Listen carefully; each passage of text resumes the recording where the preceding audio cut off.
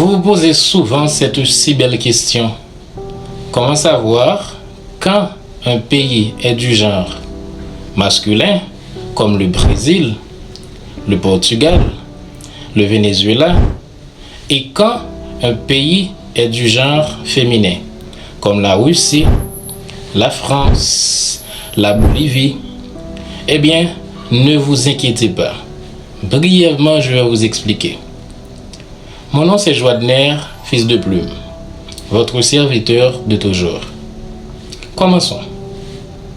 Pour savoir si un pays est du genre masculin ou si un pays est du genre féminin, bien évidemment, je parle du nom du pays.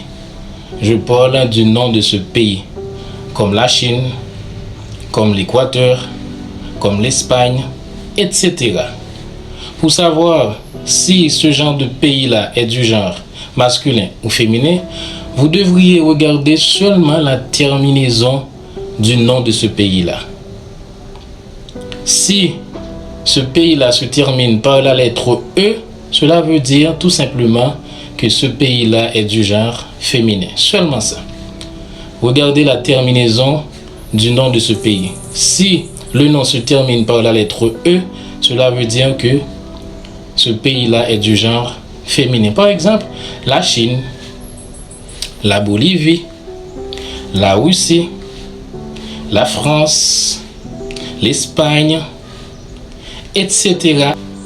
Mais comme vous savez, comme on vous a appris à l'école, dans toute règle, il y a toujours une exception. Toute règle, l'exception est toujours proche. En parlant de proche, je me souviens de Nicolas Machiavel qui a dit dans son livre titré Le Prince, le plus grand danger d'un homme puissant, c'est de savoir qu'il est à l'abri. Le plus grand danger d'un homme puissant, c'est de savoir qu'il est à l'abri. Regardez Mexique. Mexique, ça se termine par la lettre E, mais ce pays n'est pas un pays féminin.